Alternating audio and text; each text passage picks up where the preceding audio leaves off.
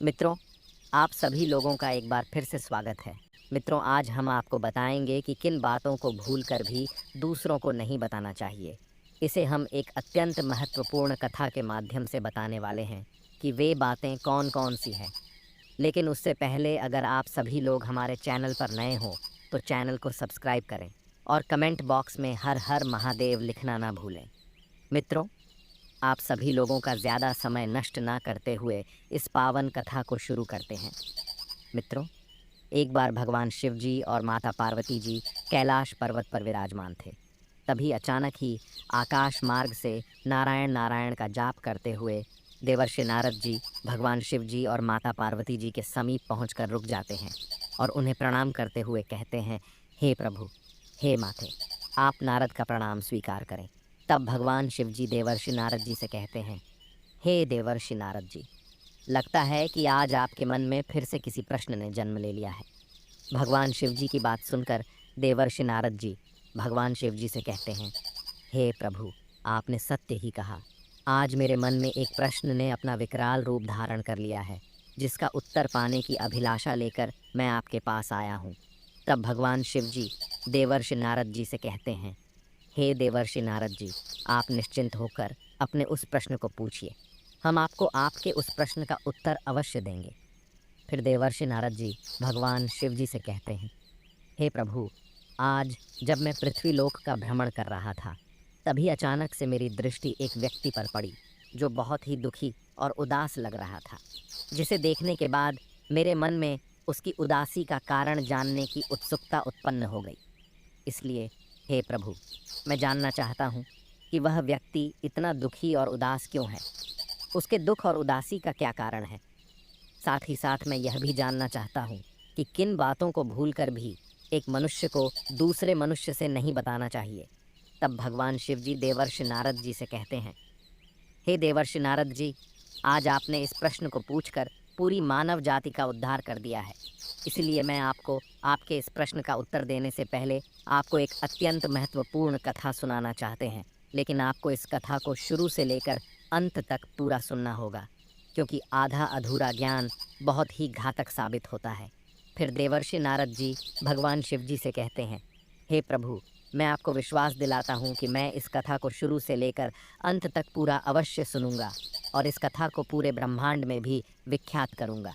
मित्रों, भगवान शिव जी देवर्षि नारद जी से कहते हैं, हे देवर्षि नारद जी, आपने एक बात सुनी ही होगी कि मनुष्य सदैव यह बोलते हैं कि धीरे धीरे बोलो, नहीं तो कोई सुन लेगा। लेकिन यह बात कोई भी मनुष्य अपने जीवन में नहीं अपनाता है, और वह अपने जीवन के बड़े से बड़े रहस्य को किसी न किसी व्यक्ति से बता ही देता है, जो एक न एक दिन सदैव उसके परिवार की अशांति और परेशानी का कारण बनता है। परंतु मनुष्य इस बात को माने या ना माने, लेकिन वह अपनी परेशानियों तथा दुखों का कारण स्वयं ही होता है, जिसके बाद मनुष्य अपने किए पर पछतावा करता है, लेकिन तब बाद उसके पछतावे का कोई फायदा नहीं मिलता है। भगवान शिव जी देवर्षि नारद जी से आगे कहते हैं, हे देवर्षि नारद जी, चलिए अब हम आपको उस व्यक्ति की उदासी की पूरी कथा सुनाता है, जिसे सुनकर आपको यह पता चल जाएगा कि किन बातों को भूलकर भी एक मनुष्य को दूसरे मनुष्य से नहीं बताना चाहिए। फिर भगवान शिव जी देवर्षि नारद जी को कथा सुनाते हुए कहते हैं, हे देवर्षि नारद जी, आपने जिस व्यक्ति को देखा था उसका नाम सुरेश था, और वह एक अत्यंत सुंदर नगर में रहता है। वह बहुत ही गरीब है, जिसके कारण सुरेश अपने परिवार के लोगों के लिए 2 वक्त के भोजन का भी प्रबंध नहीं कर पाता है। इसलिए वह बहुत ही चिंतित रहता है और वह बहुत मेहनती है, लेकिन उसे कोई भी काम पर नहीं रखता है और वह काम की तलाश में दिन रात नगर नगर भटकता रहता है। फिर निराश होकर शाम होते ही वापस घर लौट आता है। सुरेश की पत्नी बहुत ही सुंदर है और वह बहुत ही धर्मपरायण स्त्री है, इसलिए वह अपने पति की सभी बातों को मान लेती है। लेकिन गरीब होने के कारण वह अपने पति से बहुत निराश रहती है और अपने पति से जल्द कोई ना कोई काम ढूंढने की सलाह देती रहती है।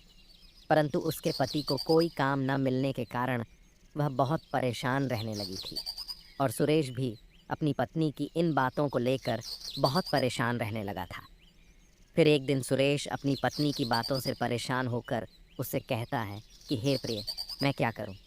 मैं काम की तलाश तो बहुत करता हूँ, लेकिन मुझे कोई भी काम देने के लिए तैयार ही नहीं होता है। और मैं जहाँ पर भी काम मांगने के लिए जाता हूँ, वे मुझे वहाँ से यह कहकर भगा देते हैं कि हमारे पास तुम्हारे लिए कोई भी काम नहीं है। इसीलिए अब तुम ही मुझे बताओ कि मैं क्या करूँ। मैं अपने परिवार का पालन पोषण कैसे करूँगा? इस बात की चिंता मुझे दिन रात सताती रहती है।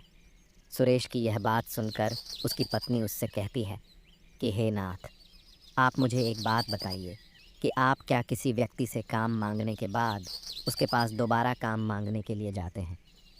तब सुरेश अपनी पत्नी से कहता है, नहीं, मैं उस व्यक्ति के पास दोबारा काम मांगने के लिए नहीं जाता हूँ। फिर सुरेश की पत्नी उससे कहती है, यही तो आप गलती कर बैठते हैं। आपको उस व्यक्ति के पास दोबारा काम मांगने के लिए जाना चाहिए और उसे अपनी मजबूरी के बारे में बताना चाहिए और उसकी हमदर्दी की सहायता लेना चाहिए। आपकी मजबूरी को जानने के बाद वह व्यक्ति आपको कोई ना कोई काम अवश्य दे देगा। मित्रों, भगवान शिव जी देवर्षि नारद जी से कहते हैं, हे देवर्षि नारद जी, सुरेश को अपनी की पत्नी यह बात बहुत अच्छी लगती है और वह अपनी पत्नी के कहे अनुसार बिल्कुल वैसे ही करता है। वह उस व्यापारी के पास दोबारा काम मांगने के लिए जाता है जिसने उसे काम देने से पहले मना किया था। फिर उसने उस व्यापारी को अपनी मजबूरी बताकर उसकी हमदर्दी प्राप्त कर लेता है। उस व्यापारी ने सुरेश की मजबूरी पर तरस खाकर उसे अपने यहाँ काम पर रख लिया। उसके बाद सुरेश उस व्यापारी के यहाँ पूरी ईमानदारी और मेहनत से कई महीनों तक काम करता रहता है। लेकिन एक दिन उसे किसी के मुख से पता चलता है कि वह व्यापारी उसे बाकी मजदूरों से कम वेतन देता है। तो यह बात सुनकर सुरेश बहुत दुखी हो जाता है। फिर वह इस बात का कारण जानने के लिए सुरेश अपने मालिक व्यापारी के पास पहुंच जाता है और उसने सारी बातें उस व्यापारी को बता दी। लेकिन उस व्यापारी को सुरेश की यह बात बिल्कुल भी अच्छी नहीं लगती है, बल्कि वह उसकी इस बात पर क्रोधित भी हो जाता है और क्रोधित होकर सुरेश से कहता है, मैंने तो तुम्हारी मजबूरी समझकर तुम्हें अपने यहाँ पर काम दे दिया और अब तुम मुझसे ही ऐसी बातें कह रहे हो। फिर सुरेश उस व्यापारी की बात सुनकर उस समय तो चुप हो गया, लेकिन वह अपने मित्रों और रिश्तेदारों को अपने मालिक के बारे में बताने लगा कि मैं जिस सेठ के यहाँ काम करता हूँ वह मुझसे ज़्यादा काम करवाता है, लेकिन वह मुझे वेतन भी कम देता है। ऐसे ही दिन बीत रहे थे और समय बीतने के साथ वह व्यापारी सुरेश से अपने दूसरे मजदूरों के मुकाबले में ज़्यादा काम करवाने लगा, लेकिन वह उसे वेतन भी कम देता था। यह बात सुरेश को अच्छी नहीं लगती थी, क्योंकि इतनी कड़ी मेहनत के बाद भी उसे पर्याप्त वेतन भी नहीं मिलता था, जिससे धीरे धीरे उसका मन काम में नहीं लगता था, क्योंकि अब उसके आत्मसम्मान को ठेस पहुंच रही थी। और एक दिन सुरेश ने अपने आत्मसम्मान को बचाने के लिए उस व्यापारी के यहाँ पर काम करने जाना ही छोड़ दिया और घर पर बैठ गया, जिससे कुछ ही दिनों में उसका सारा धन खर्च हो गया और कुछ दिन बाद वह पहले की तरह गरीब हो गया। इसलिए सुरेश बहुत ही चिंतित रहने लगा। फिर सुरेश ने अपने परिवार का पालन पोषण करने के लिए अपने रिश्तेदार और मित्रों से सहायता मांगी, लेकिन वे सभी उसके बारे में जानते थे कि वह कैसा व्यक्ति है। इसलिए उन सभी को सुरेश के ऊपर थोड़ी सी दया नहीं आती है और उसकी सहायता नहीं करते हैं, बल्कि वे सभी उसे दिलासा देते थे और पीठ पीछे उसका मजाक भी बनाते थे, क्योंकि सुरेश ने उस व्यापारी के यहाँ पर काम करना छोड़ दिया था जिसने उसके बुरे समय में उसकी मदद की थी। उसके मित्र और रिश्तेदार यह अच्छी तरह से जानते थे कि सुरेश बेरोजगार है और अगर वे उसे धन दे भी देंगे तो क्या उम्मीद है कि वह उन्हें वापस धन लौटा पाएगा, क्योंकि इसके पास तो कोई काम भी नहीं है।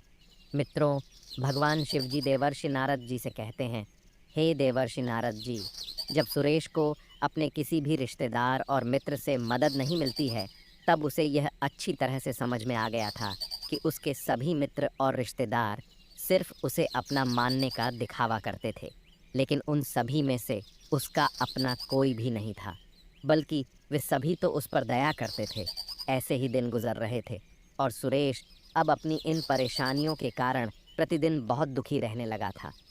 तभी एक दिन उसे पता चलता है कि उसके पड़ोस के नगर में एक महात्मा जी आए हुए हैं। वे बहुत बड़े तेजस्वी और ज्ञानी हैं और वे किसी भी व्यक्ति को देखते ही उसके जीवन में घटित सभी घटनाओं को देख लेते हैं, साथ ही साथ उसकी समस्या का निवारण भी बता देते हैं। यह बात सुनकर सुरेश उन महात्मा जी के पास पहुंच जाता है। तो वह देखता है कि वे महात्मा जी अपने आश्रम के समीप बैठकर ध्यान साधना में लीन हैं। फिर सुरेश उन महात्मा जी के पास जाकर अपने दोनों हाथों को जोड़कर बैठ जाता है। उसके बाद उनकी आंखें खुलने का इंतज़ार करने लगता है, और जब वे महात्मा जी अपनी आंखें खोलते हैं तब वे देखते हैं कि एक व्यक्ति उनके सामने अपने दोनों हाथों को जोड़कर बैठा हुआ है। फिर वे महात्मा जी सुरेश से कहते हैं, हे पुत्र, तुम कौन हो और तुम किस प्रयोजन से मेरे पास आए हुए हो? उन महात्मा जी की बात सुनकर सुरेश उनसे कहता है, हे गुरुवर, मैं एक गरीब मजदूर हूँ और मैं अपने जीवन से बहुत ही दुखी हूँ। इसलिए हे विप्र, आप मुझे यह बताने का कष्ट करें कि मैं क्या करूं, क्या ना करूं।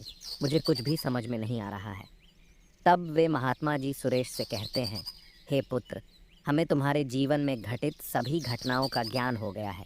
इसलिए मैं तुम्हें कुछ बातें बताता हूँ जिसे तुम भूल कर भी दूसरों से नहीं बताना चाहिए, क्योंकि ऐसा करने वाले मनुष्य का भी हाल तुम्हारी तरह ही होता है। पहली बात, अपने जीवन की परेशानियों और दुखों को भूलकर भी किसी दूसरे से नहीं बताना चाहिए, क्योंकि ऐसा करने वाला व्यक्ति दूसरों के सामने सिर्फ दया का पात्र बनकर रह जाता है। लेकिन अगर कोई भी व्यक्ति उसकी मदद भी कर देता है तो वह व्यक्ति आगे चलकर उसका फ़ायदा उठाने से नहीं चूकता है और बाद में उसका मजाक भी उड़ाता है।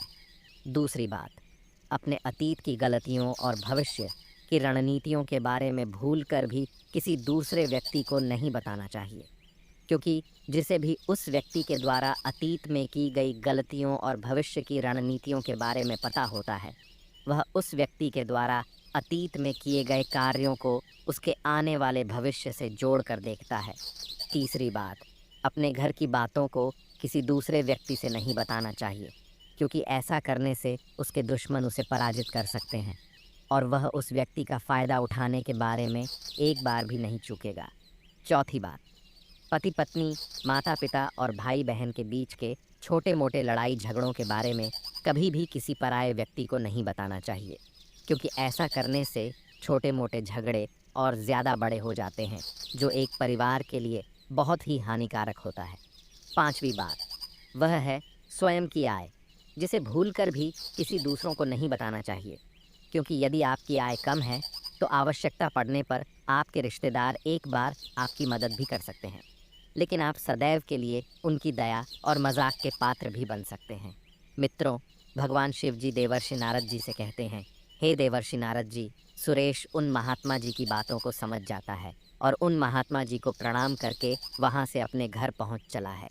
फिर सुरेश उन महात्मा जी के द्वारा बताए गए सभी बातों को अपने जीवन में अपनाता है, जिसके कुछ ही महीनों बाद सुरेश उस नगर का एक सबसे धनवान व्यक्ति बन जाता है। उसके घर में वह सब कुछ था जिसकी उसे कभी आवश्यकता पड़ती थी। फिर सुरेश अपने छोटे से परिवार में सुखपूर्वक से अपने जीवन का निर्वहन करने लगा। मित्रों, भगवान शिवजी देवर्षि नारद जी से कहते हैं, हे देवर्षि नारद जी, अब तो आपको आपके सभी प्रश्नों के उत्तर मिल ही गए होंगे। तब देवर्षि नारद जी भगवान शिव जी से कहते हैं, हे देवर्षि नारद जी, आज आपने मुझे इस कथा के माध्यम से बहुत ही महत्वपूर्ण ज्ञान दिया है, इसलिए मैं आपको विश्वास दिलाता हूँ कि मैं इस कथा का विस्तार समस्त ब्रह्मांड में अवश्य करूँगा। मित्रों, आप सभी लोगों को यह कथा कैसी लगी, हमें कमेंट बॉक्स में अवश्य बताएं, और अगर आप सभी लोगों ने अभी तक हमारे चैनल को सब्सक्राइब नहीं किया है तो ऐसी ही ज्ञानवर्धक कथाओं के लिए आप सभी लोग हमारे चैनल को भी सब्सक्राइब करें।